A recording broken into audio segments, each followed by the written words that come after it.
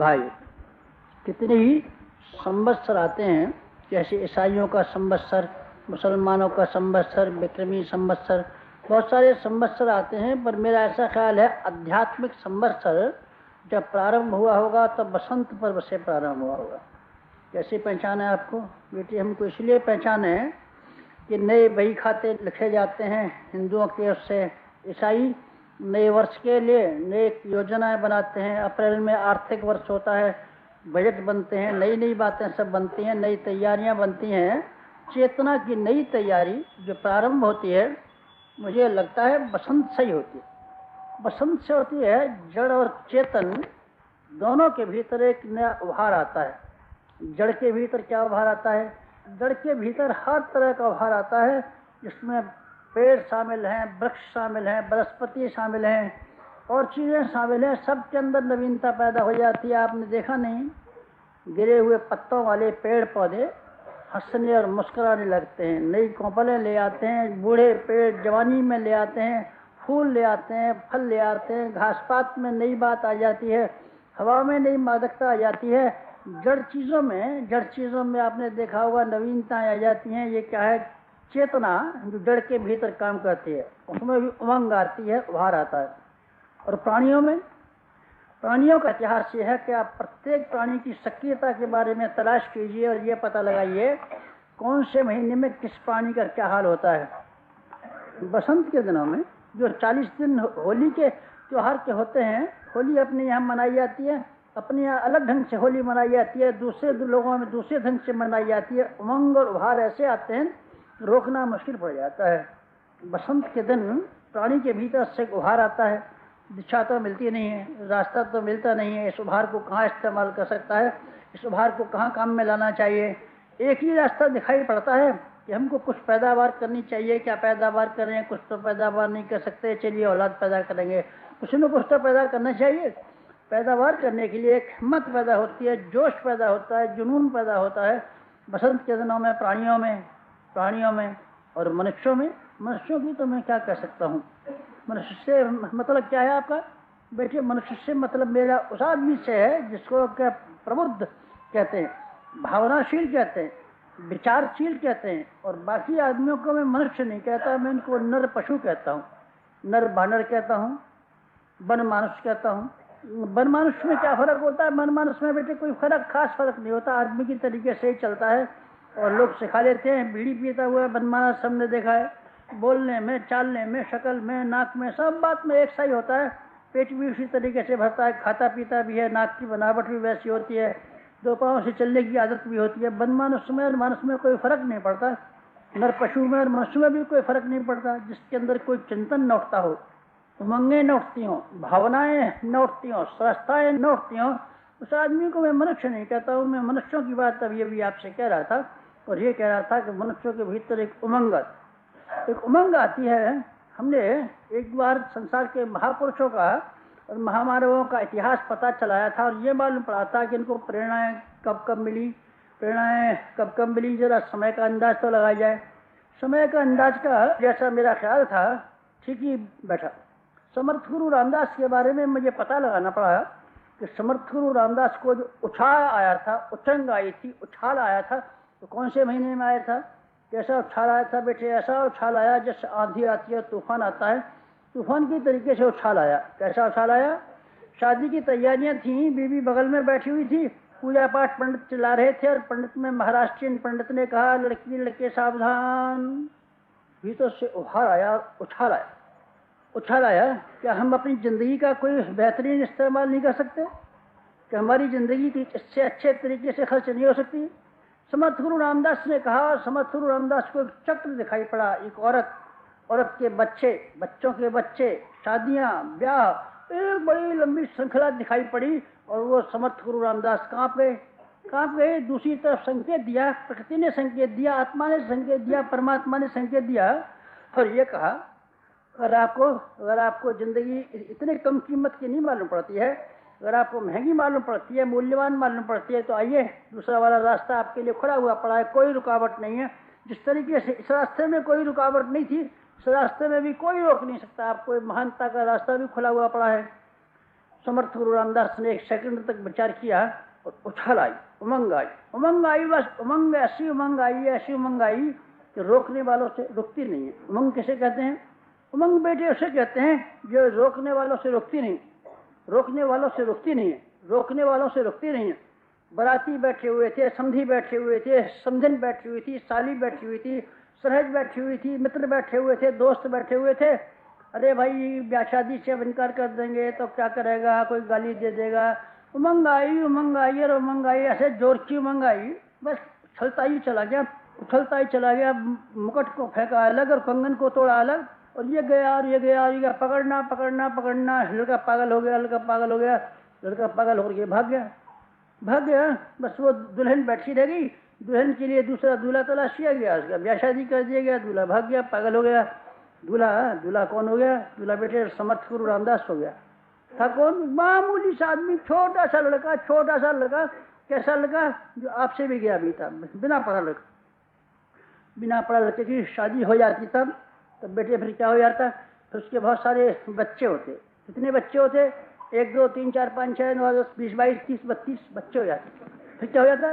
फिर ये होता, ताऊ जी लाओ कपड़ा, ताऊ जी लाओ रोटी, ताऊ जी करो शादी, ताऊ जी लाओ फीस, ताऊ जी लाओ दवाई, ताऊ जी बस बिल्ली का समूह के सर से डोलते फिरते थे। ताऊ जी का कच्चू में निकल जाता और ताऊ जी ने छलांग मार के चले गए तो समर्थ गुरु रामदास हो गए।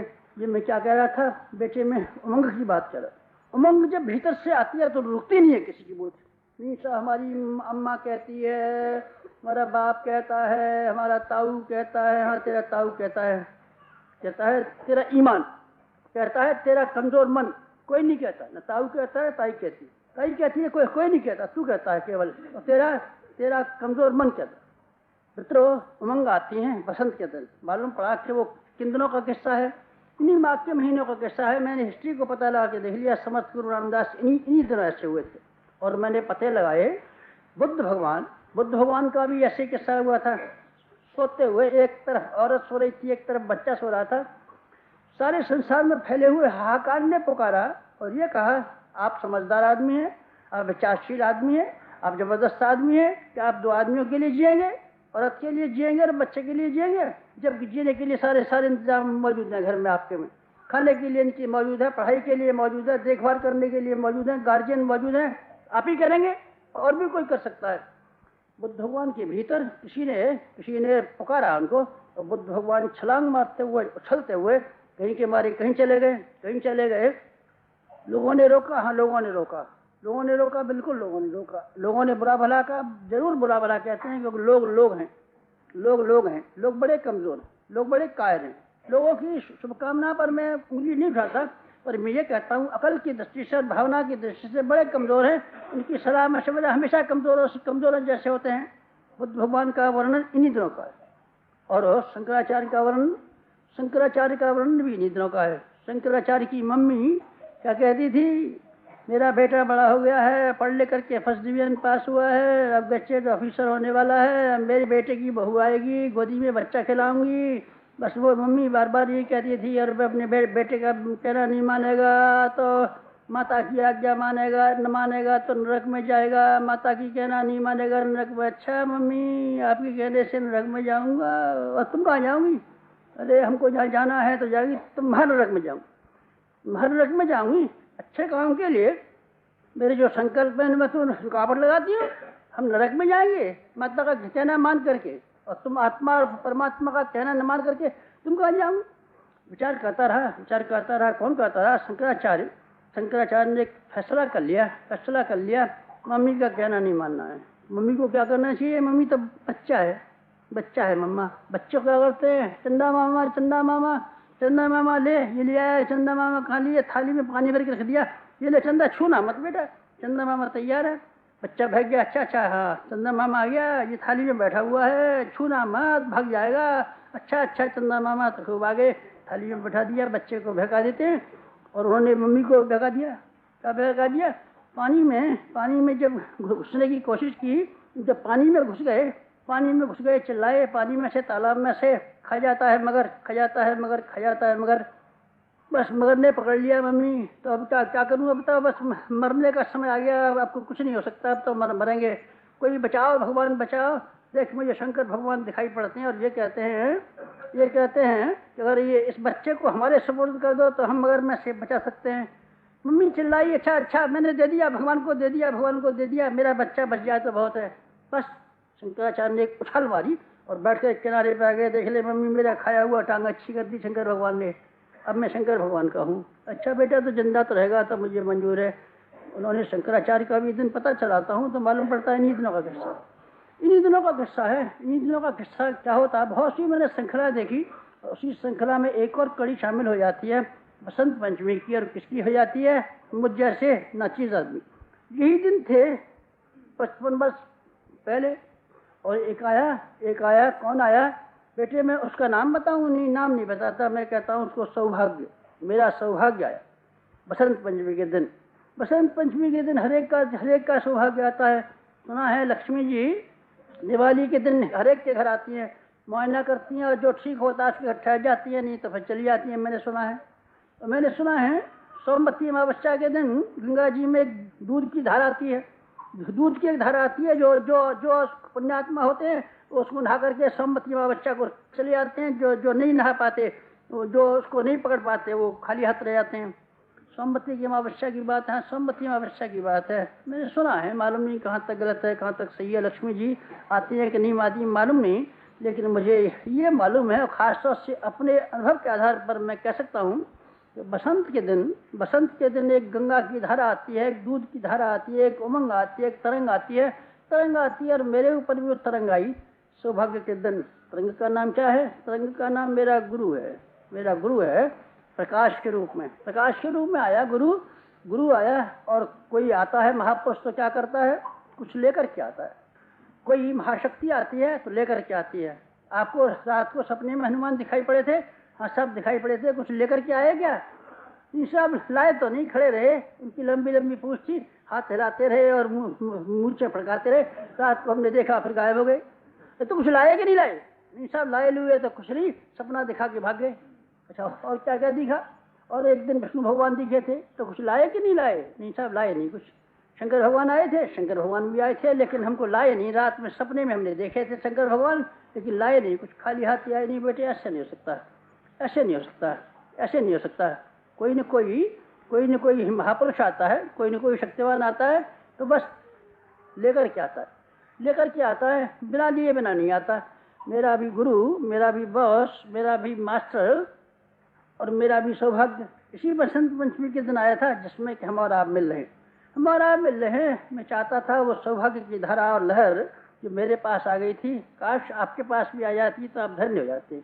तो गुरु जी हमको भी मिल सकती है, आपको भी मिल सकती है, कोई रुकावट नहीं है, रत्ती भर में रुकावट नहीं है। रुकावट है तो एक राई की नोक के बराबर है, आप चाहें तो आसानी से दूर कर सकते हैं उस रुकावट को। जो अमृत की धारा, जो शक्ति की धारा मेरे पास आई आज से 55 साल पहले मेरा गुरु आया और आकर के उसने अपना साक्षात्कार कराया, दर्शन दिखाया, पहले जन्मों का हाल दिखाया, और जाने के बाद में उन्होंने कहा अच्छा तो हम दो चीज़ें हम दे करके चले आते हैं। दुष्यंत शकुंतला से मिले, बातचीत हुई, उन्होंने कहा अच्छा तो हम जा रहे हैं, लेकिन तुमको फिर याद रहेगा कि नहीं रहेगा कि हमारा तुम्हारा ब्याह शादी हुई थी, एक निशानी हम दे जाते हैं। अच्छा तो दीजिए निशानी, क्या दे जा सकते हैं। दुष्यंत ने अपने हाथ की अंगूठी निकाल करके देखिए शकुंतला को पहना दी, और मेरी भी दोनों उंगलियों में 2 अंगूठियां पहना दी, एक इस उंगली में और एक इस उंगली में। मेरा प्रियतम, मेरा बॉस, मेरा मास्टर, मेरा गुरु, आपको तो कोई मिला ही नहीं जो आपको दे पाता।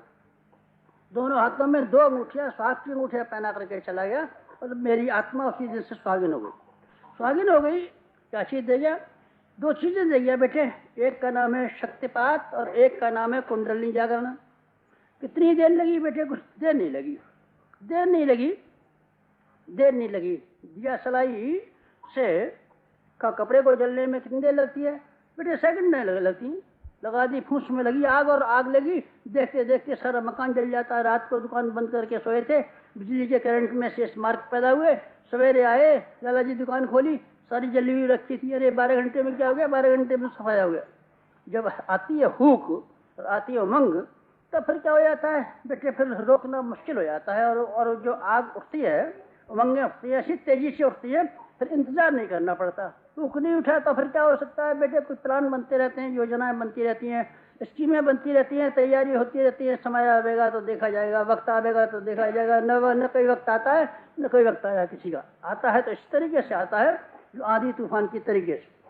मेरी जिंदगी में आंधी तूफान की तरीके से वक्त आया, तूफान की तरीके से वक्त आया। और दोनों चीजें जो जिसको हम शक्तिपात कहते हैं, कुंडली जागरण कहते हैं, दोनों की दोनों सेकंडों में पूरी हो गई।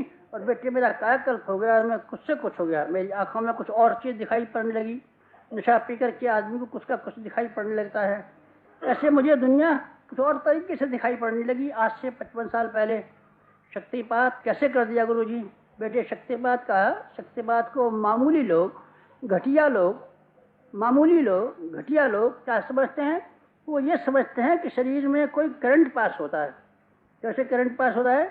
जैसे ये मान लीजिए बिजली, इसमें एक बार बिजली का माइक में बिजली काम कर रही थी, गलती से ऐसे हाथ रखते मैं छू लिया, ऐसा सुने झटका मारा कि बस हाथ को फाड़ देने से मालूम पड़ा। आइंदा से मैं माइक को नहीं छूता हूँ। एक बार झटका लग गया मुझे, बस फिर मैं आइंदा से होशियार हो गया हूँ। शक्तिपात क्या होता है? शक्तिपात गुरु के आंखों में से, शरीर में से बिजली करंट आता है और चेले में घुस जाता है, और चेले को बिजली आती है और कांप जाता है। ये शक्तिपात है क्या? अरे महाराज जी, कोई ऐसा गुरु दिखा दीजिए, शक्तिपात करा दे। मैं अभी करा दूंगा, तू मेरे पास आ जा।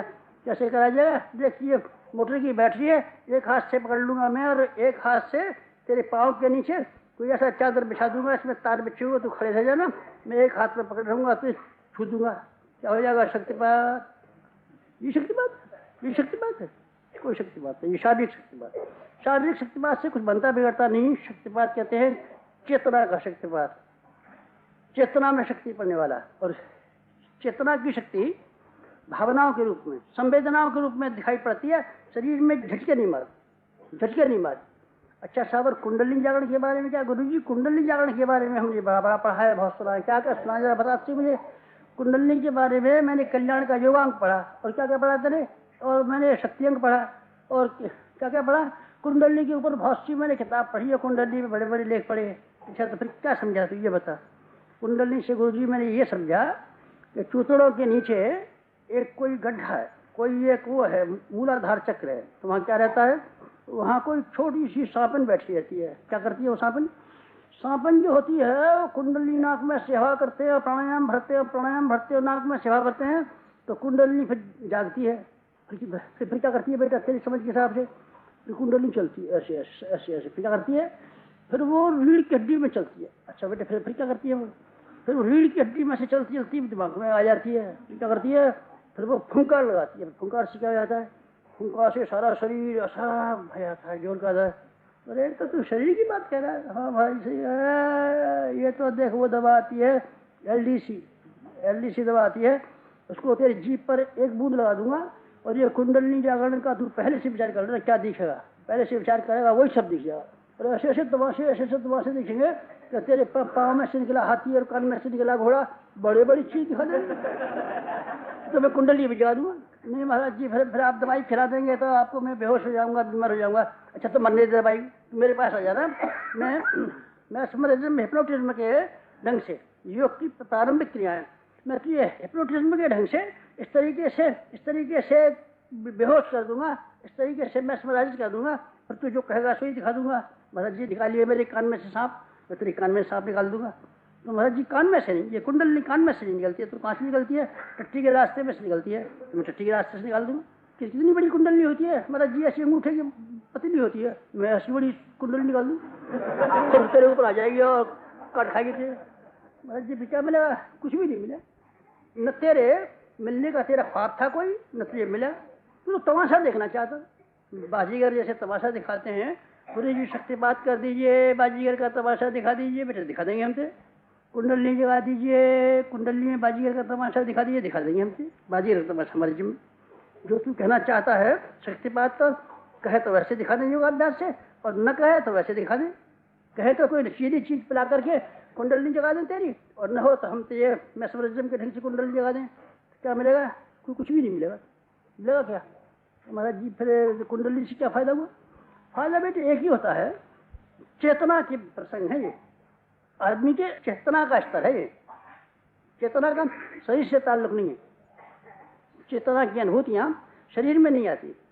शरीर में चेतना की अनुभूतियों का होना कोई जरूरी नहीं, कोई जरूरी नहीं है। चेतना अपने आप में एक अलग चीज, शरीर अपने आप में एक अलग चीज। शरीर पर क्या असर पड़ा और चेतना पर क्या असर पड़ा, दोनों अलग अलग बात।